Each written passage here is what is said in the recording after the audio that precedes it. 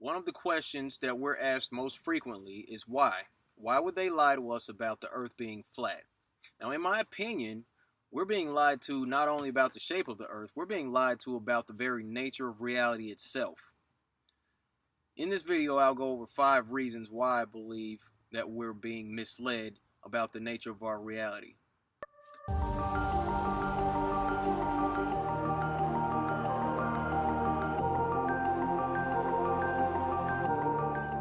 They say that the love of money is the root of all evil, and I find that to be a very true statement. Just the fake moon landings alone cost the taxpayers around $3 trillion to run that whole fiasco. Just this year in 2017, NASA was granted a budget of $19.5 billion for their annual operations, whatever those may be, other than giving us CGI images and fake spacewalks, people with permed hair pretending to be in zero gravity. But, subsequent questions come up when people hear about that. They'll ask, well, wouldn't people blow the whistle? Not everybody is in on it, so somebody would come out and say it if they were all lying to us. Well, not necessarily. You see, the NASA astronauts, the ones that you see on camera, they are Freemasons. And because of that, they've been sworn to secrecy. So they aren't at liberty to disclose these things. Now, the other NASA employees behind the scenes, working the computers or whatever they're doing out there, they may very well be part of the general population who believe that the Earth is a spinning ball out in space anyway. They believe the globe model, so there's no need really to, have them under some sort of gag order for the most part. And even then, there may be another option. Now, let me ask you, if someone came to you and offered you a job to work at a place, the budget, your salary, your annual salary will be $115,000. That's how much you're going to make every year. The only stipulation is you have one secret to keep. Now, you have to agree that you're going to keep this one secret before you're hired on, before you do all your paperwork, and before you receive a penny of that money. Would you take the job?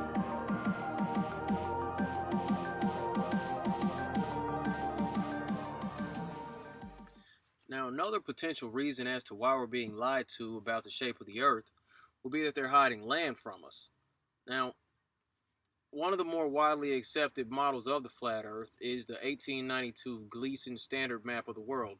This map is said to be scientifically and practically correct, as it is.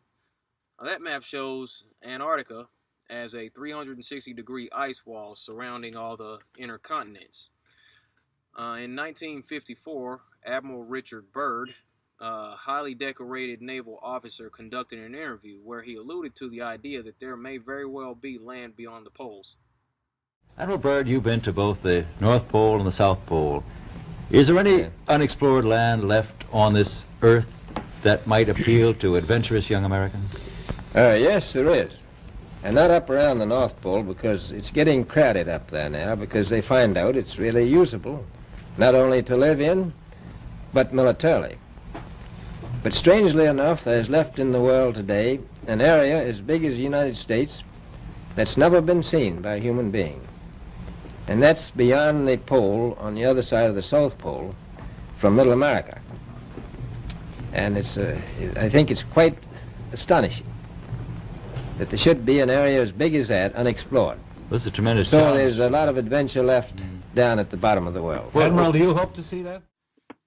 Now, with that being said, it's also said that from where that expedition launched from, going beyond Antarctica at the distance that Richard Byrd said that they traveled, that landmass that he said they discovered would have been positioned somewhere in the Indian Ocean.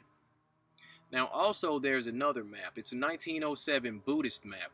It shows other landmasses, other continents, if you will, outside of what we've been able to explore. There's another map. It's pretty interesting to me. It shows more land outside, of course, and it shows other celestial bodies. There's been speak of a sort of summer's gate, is what it's called, when in the southern hemisphere, the ice melts and it opens up an area to where privileged individuals, I suppose, could travel to the outer side and venture out to these other lands. But the main issue here is that we don't know. That's the big problem. We don't know where we are. Okay? That's what we're all trying to figure out here.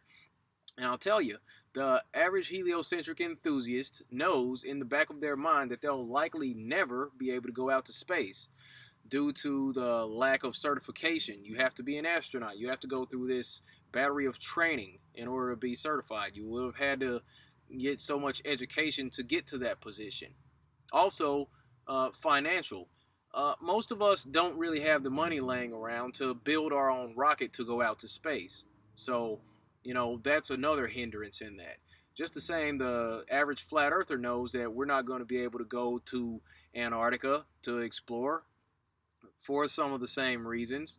But there is the Antarctic Treaty where, 53 or so nations have signed saying that no one's going to lay claim to Antarctica and that there are massive restrictions for travel there. You can't just get up and go to Antarctica on your own. You have to have a tour guide with you, and there are only certain entry points, and there are limits on where you can go search for yourself. Now, that in itself screams deception in my eyes because, well, if you're hiding something, there's got to be a good reason for it, just the same.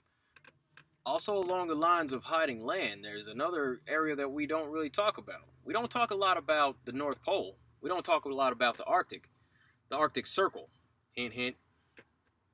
We don't hear a whole lot about that, probably because people just dismiss it because they say that's where Santa Claus's workshop is. So automatically people just shut their brain off and don't even consider it. So, there's a lot of mystery surrounding the Arctic. Also, it's said that that's where some energy vortex is. There's a video where it shows what looks like a giant sinkhole. Looks like energy is either flowing in or out of that hole. There's water that seems to be flowing into this sinkhole, and there looks like energy is either going in or coming out of it. There's also talk about Mount Meru. That's some sort of magnetic mountain.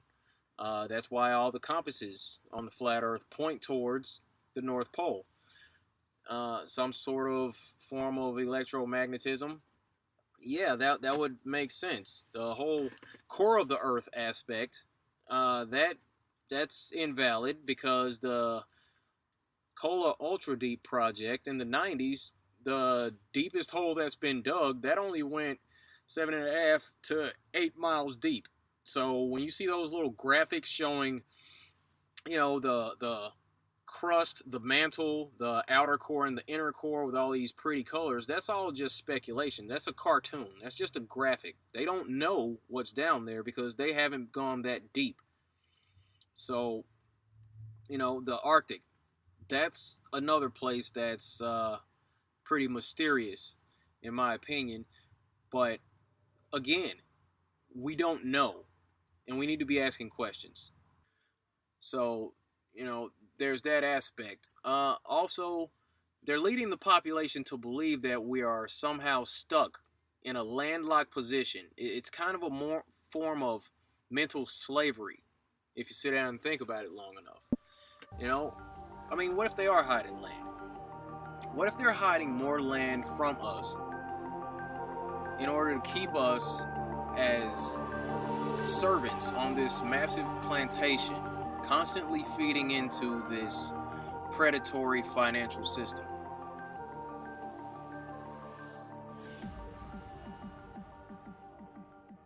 Now, the suppression of free energy, that goes along with us being hidden from the true nature of the world. Nikola Tesla was a brilliant inventor, and when I say brilliant, I mean to the degree of intelligence beyond that of Albert Einstein. In actuality, it's been said, not sure if this is true or not, that at one point when Albert Einstein was asked what it's like to be the smartest man alive, he said You'll have to ask Nikola Tesla. So he was just that brilliant. Tesla understood the nature of our reality. He understood that the world is abundant in energy, and he found a way to harness this energy out of thin air. Tesla's lifelong goal was to provide free energy to the world. But due to scrutiny and greed of men who stood to gain from the financial benefits of supplying power from these massive electrical plants and so-called fossil fuels, Tesla died penniless and alone. Again, money. And shortly after his death, agents from wherever seized Tesla's inventions and his patents, and to this day we have no idea what happened to him. You know, since Tesla's death, multiple inventors have found ways to provide free, clean, and efficient energy to the world, yet this technology hasn't been made mainstream for whatever reason. My guess here is money, again, because they, whoever they is, can't make money if you aren't being charged for energy. You know, it's always a financial benefit behind what they do here. Again, this is a predatory financial system. You know, why else would anyone suppress free energy technology unless their main goal was just to make money off of us? Seriously, can you imagine how different the world would be if our homes were run off of this free electricity that constantly surrounds us, or by solar, which is provided by an energy source as abundant as the sun? Do you know how different things would be if we all had cars that ran off of water? Hydrogen-powered cars have been invented, and the technology to go mainstream, or the ability to go mainstream with these products, has been suppressed by large corporations and our government. Question: are we intentionally being misled about the true nature of our world, which is abundant with energy, in order to financially benefit a small handful of wealthy elite? It's a major breakthrough that will no doubt make motorists happy. And as Ralph Robinson explains, the Pentagon is also showing lots of interest in this project. Water has always been considered a precious commodity, but Stan Meyer's invention may make it even more valuable. He has developed what's called a water fuel cell. It has taken the place of his old gas tank. The water fuel cell breaks down water molecules into oxygen and hydrogen.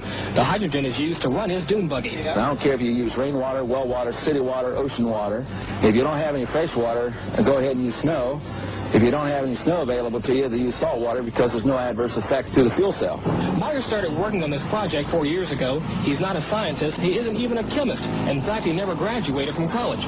Myers was determined, he says, to design something to protect this country from oil embargoes. And we have calculated that if we take the dune buggy from Los Angeles to New York, we would roughly use 22 gallons of water. Stan Meyer would die soon after these interviews. It was suspected that Stan had been poisoned. That's a strange way to die in this day and age. Also, the day he died seemed to be more than a coincidence. You know how they like to play with numbers.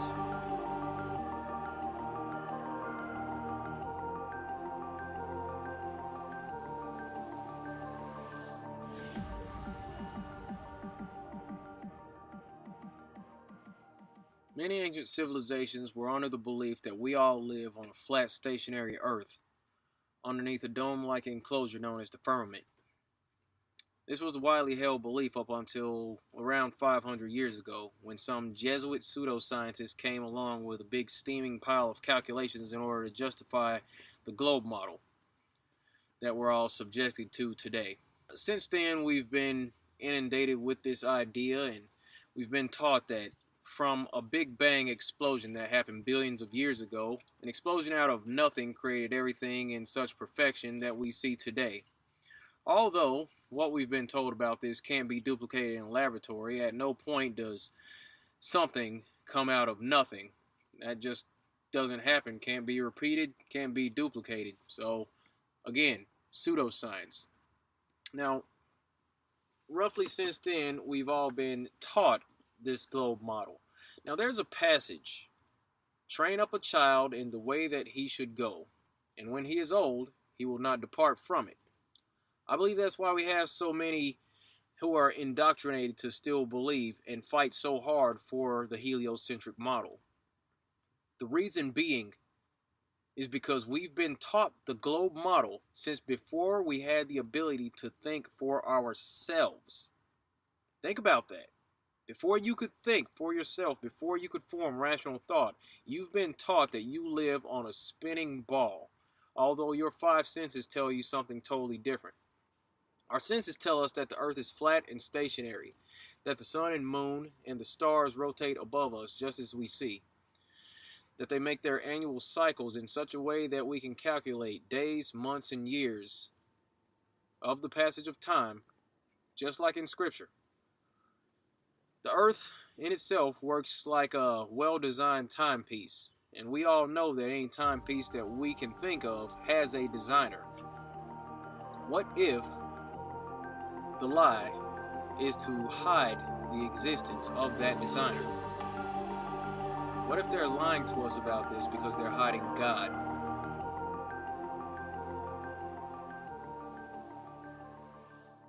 Now, this aspect has to do with the nature of reality itself and our potential as human beings.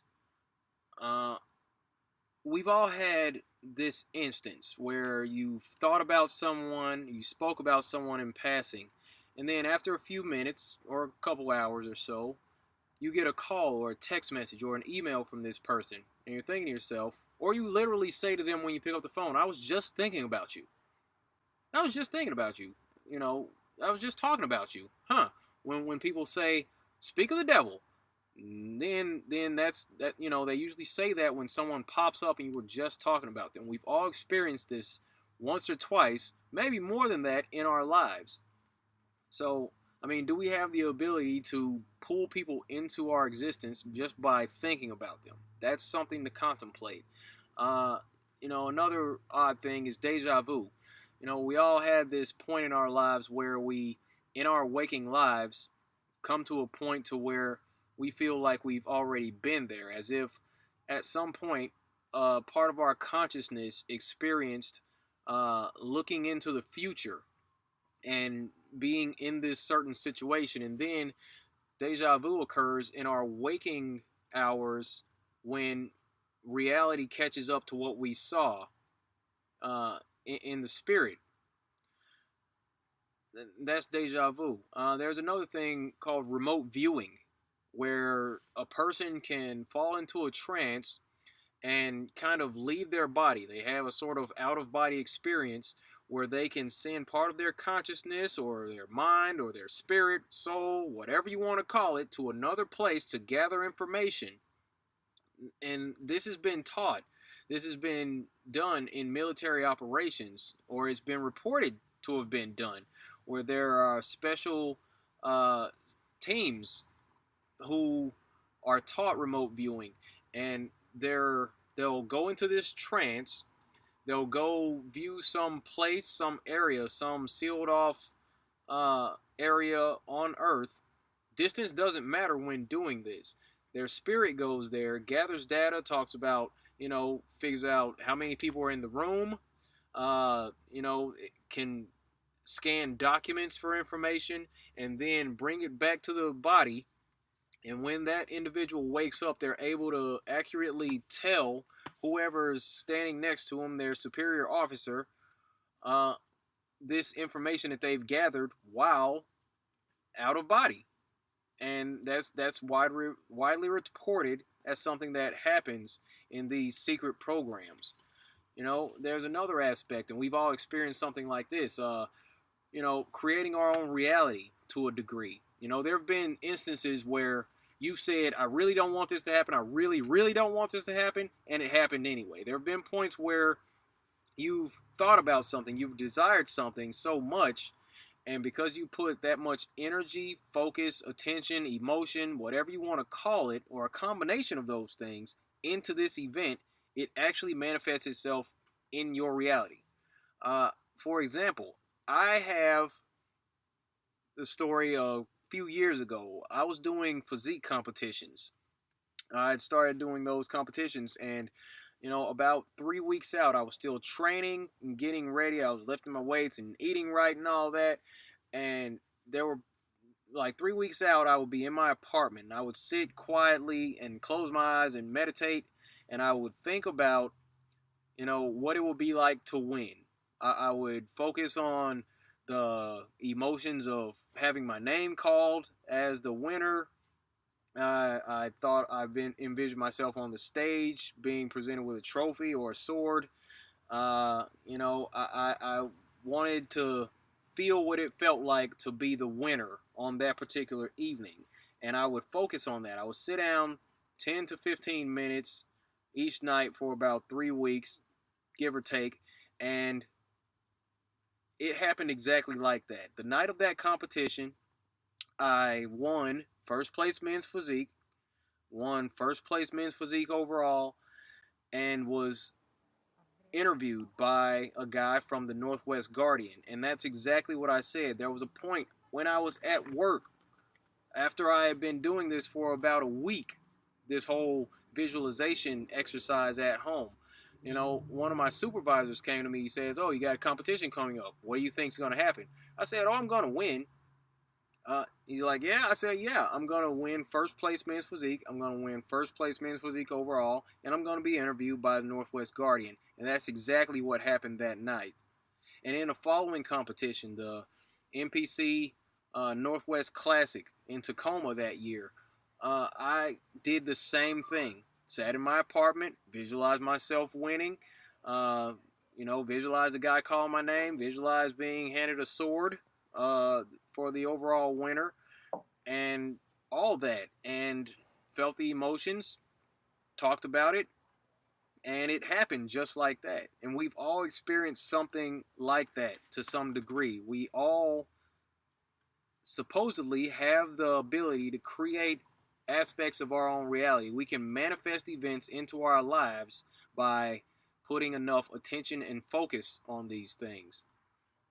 And that may very well be something that is being hidden from us. We should be taught these things. These abilities should be developed, in my opinion. That's another thing about reality that I believe is being hidden from us. It's our true potential as people who can manifest things and pull circumstances into our lives just by thought and focus and emotion. And that was my experience with that. So, you got to ask yourself, is that what's being hidden? Is that what's being suppressed? Are they hiding our potential? What if they're hiding you from yourself? Think about that. And that's all I got for this video. Thanks for tuning in. Be sure to like and subscribe for more content. Hit the bell so you can be one of those individuals who receive notification when I submit a new video for upload to this platform. Be sure to link up with myself and the crew over at The Future of Flat Earth and or Flat Life on Facebook. As always, be good to each other. Take care. Stay flat. I'll see you in the next video. Thank you.